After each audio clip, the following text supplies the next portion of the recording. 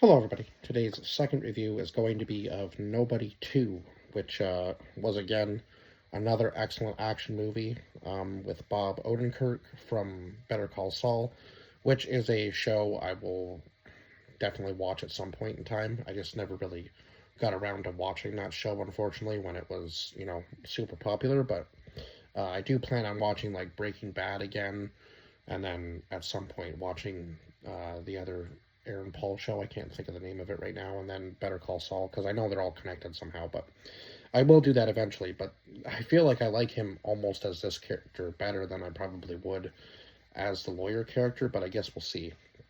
He just almost fits like the he just fits this character so well. I find like the kind of like you know looks I don't know how to describe it exactly. Like doesn't look harmful, but is like a very uh, serious person. And obviously, we know with his career choice that yeah, he's definitely like a cold blooded killer. He's almost kind of like psychotic in a sense. The best way to describe it is like John Wick if he was an absolute psycho. I don't really know. That's just kind of my thought on who this character really is, like deep down. Because obviously he's there to protect his family, but there's nothing that seems that he won't do in order to protect his family. Like John Wick obviously went on a killing spree, but he was like a trained killer. This guy kind of seems almost like he's trained, but he doesn't necessarily follow the training to a T, if you know what I mean. Like he doesn't go by the book, that's for sure. I mean, neither did John Wick, but this guy just seems like John Wick broke the rules, but this guy just seems to kind of keep breaking them constantly, and it just like violence follows him everywhere he goes, in a sense. So, Bob Odenkirk played Hutch Mansell. Connie Nielsen played Becca Mansell. Christopher Lloyd played David Mansell. John Ortiz played Wyatt Martin. RZA played Harry Mansell. Sharon Stone played Lendina, who again, I have such a hard time recognizing Sharon Stone now. I don't know what it is, but yeah, she just looked very different. She just looks very different with the short hair, I guess. Um, Colin Hanks played Sheriff Abel. Gage Monroe played Brady Mansell. Paisley Catarath, was it Paisley Catarath played Paisley Mansell? That almost doesn't sound right, but I guess it was because that's the name I have written down anyway. I hope I didn't write Paisley twice by accident. But uh, Colin Salmon played the barber, and I guess that was pretty much it for like the main cast, other than the other son. But I can't, yeah, I didn't find his name on there. I guess so. Not really super important because I guess he wasn't. He was kind of there, but kind of not at the same time. Kind of like more like a secondary character. But in this one, it seems like uh, Hutch is back in the game. I guess that's where we left off in the first movie, right? Was he was kind of back in the game, and it seems like he's paying off his debt from burning all the money in the first movie. And I don't know how many millions he burned, but he still owes a pretty good solid amount of money, 30 mil, after even like doing the few missions he does at the very beginning of the movie. And of course, he wants to take a break, so he decides that he's going to go to this place that he used to go as that their dad used to take them as a kid, um, or his dad, I guess, to Wild Bill's Majestic Midway and Water Park, um, which was kind of funny. I can't remember the name of the town exactly, but I will probably watch this movie again and maybe do a re-review of it later when I'm sitting at home and I can, write stuff down and I'm not just in the theater slowly like retaining information as I go, if you know what I mean. Like it's much easier to, have a screen in front of you where you can pause it.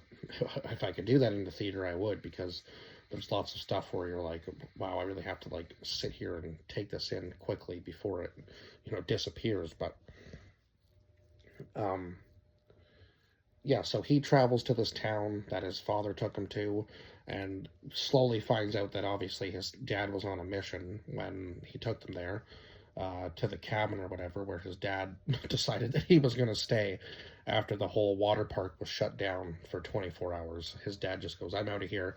I'm going to go do my own thing, and you guys have fun doing whatever you're doing. And of course, uh, you know, the I guess you can say the shit hits the fan pretty quickly once he gets there, because of course his son seems to kind of be following in his footsteps with the whole violent streak thing. And of course, that's obviously because Hutch is, you know, Hutch is who he is, right? And the job that he has obviously is pretty violent. So um, his son, who is, I believe, is it football or basketball, maybe? One of the two. Anyway, keeps getting into all these fights. And then, of course, he hands these tickets to these girls at the carnival thing in the water park, or I guess the arcade in the water park. Then, of course, this kid wants to fight him. Of course, obviously, we know that Brady is no slouch and handles the kid pretty easily. Of course, the thing that sets Hutch off is when they smack Paisley in the back of the head when they're leaving, when they tell her to just leave the stuffed animal, and the guard like gives her a little tap in the back of the head, and I'm like, okay, that was maybe the wrong move. I don't care if you really knew how to fight or not. I would have turned around and probably decked him for smacking my child. Um, that's just, that's just how you would probably, most people would deal with that, right? Like, you shouldn't be hitting somebody else's kid, that's for sure. Um, Obviously, it's frowned upon these days to even hit your own, so, like, for discipline reasons. So, yeah, hitting somebody else's child would be a big no-no, and if you didn't have a fight in your hands right away, I would say you definitely have probably a screaming match at least with most people, if not some sort of violence. That just seems like something, yeah, that really irked me, that whole slap. I was like, okay, that's not the right move, buddy. Like, tell her to go, but you didn't have to hit her. You know what I mean? Like, she's just a kid, sort of thing. Not the right thing to be doing, especially when it's not your own child. So yeah, obviously we know that Hutch goes back in there and absolutely, you know, beats the ever-loving crap out of pretty much every adult in there. And then, of course, that's when he gets, this crooked cop kind of, I guess the crooked cop and the guy who thinks he runs the town, but clearly it's not. It's definitely Lundina that runs the whole thing, this big, huge drug operation. And of course, she seems to be a crazed killer sort. And yeah, she definitely fits the bill. The whole dance scene where she's dancing before they decide to go out and go after Hutch and his family is absolutely just unhinged. Like, you can tell she does not care who dies, who lives. She even ends up taking out the sheriff, which is crazy because he was on her side. And she just goes, oh, he's annoying, take him out. I was like, holy crap, woman. Like, you need to relax because these people are on your side trying to help you and you're just killing them too. So she had no care for anybody on her team who died, clearly. She sent some of them off to go after the rest of the family, and of course, who was it? Oh my god, Henry steps in and obviously goes to the cabin because he knows something's up, right? Like, not the whole crew was there, so he turns into, like, he's almost like a samurai in a sense. I don't remember him being like that in the first movie, but maybe he was. But his fight scene was pretty intense with the guy with the machete, and then slices through the machete and right through the guy's, was it his gun? Or, yeah, slices through the machete, the gun, and then the guy's head. And I was like, okay, that's pretty intense.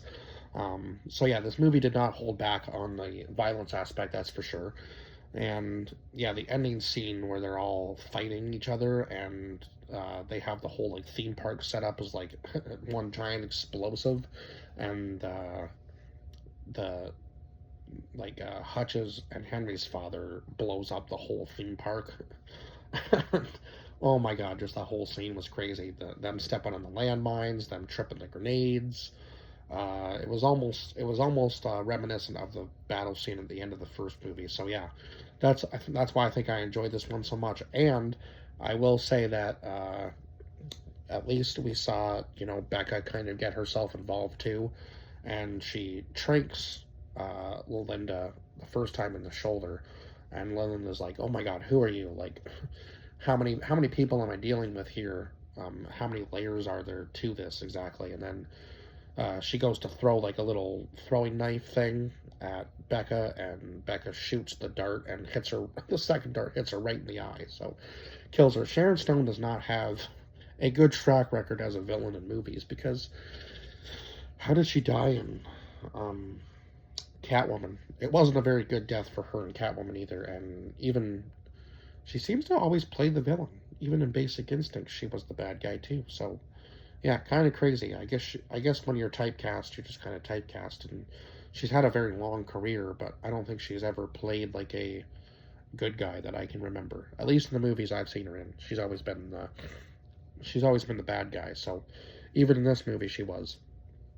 But the best scenes were definitely the ones on the duck boat, where he's fighting the three like bodyguards and the other cop, um, and he loses his the tip of one of his fingers. I believe his does he lose the tip of his pinky? Yeah, I think the tip of his pinky gets cut off. I don't know if he ever finds it. It looks like he might have at the end of the movie. I'm not sure how, because it looked like a fish ate it. So did he go down there and find the fish and get his finger back before he got back onto the boat?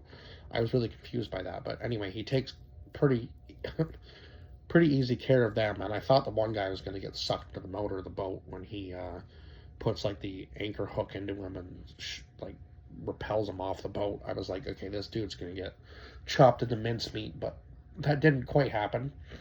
And then of course the scene where um oh my god,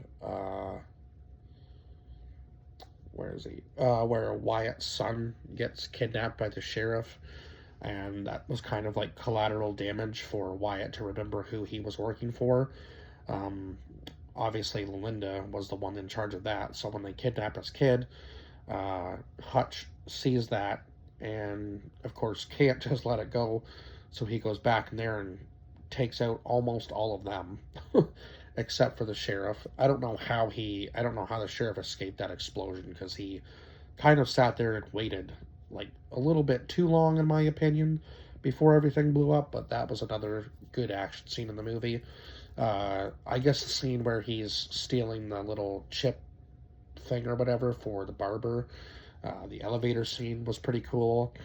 And then I guess it kind of like carries on into the parking structure. So yeah, the action sequences in this movie were just absolutely insane. And the fact that Hutch even lives through half of this is pretty incredible for him being, older, I guess, as far as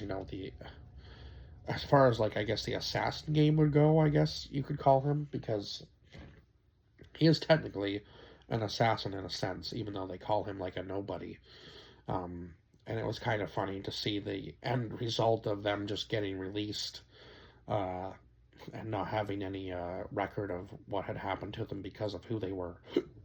So yeah, I'm not sure if there's going to be a third movie to this, because I feel like there's probably a higher level than just oh my god, I'm losing her name, Lendina. But this could be a good wrap up to this movie. I feel like probably with Bob Odenkirk at the age he is, it's again, these guys are like insane for doing the stuff that they do at the age they are, right? Like with the action movies.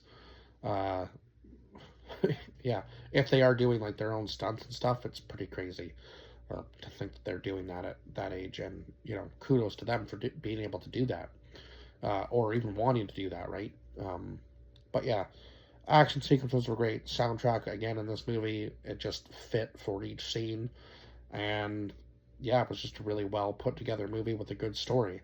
I wasn't exactly sure how this movie was going to go, but it seemed that in this movie he kind of found his own trouble, and he wasn't just doing the missions, right? So, of course, obviously, he takes out a pretty bad guy, but I feel like um, you know, the little mission that he passed up on might be the one that we see in the third movie, if there is going to be a third movie, because he still hasn't paid his debt back, so he's got to do that. So there is definitely a story for the third movie there. They just kind of, you know, did a little bit of like foreshadowing as a potential, I guess. But I feel like this movie will make enough money in theaters. The first one was so good, so the second one was just as good, if not maybe better, because I haven't actually rated the first one yet. So I guess we'll see. Sometimes the sequels are better, but I can't say that for sure. But I feel like it's probably tied. Like this one is a 9 out of 10, and I feel like I probably will give the first one a 9 out of 10 too. Don't quote me on that yet, because I haven't gone back and watched it to rate it, but I feel like, yeah, they're definitely tied. Like both of these movies were just so good and action packed, and they didn't hold back on like the blood and gore, that for sure either. So yeah, I have to be appreciative of that, because a lot of movies do hold back on that when it comes to action and violence. So it's nice to see a movie like this kind of with with a little bit of a 90s feel to it, you know. Um yeah. So I guess that's all I can say for this movie, and I will see you guys in the next one, or next review.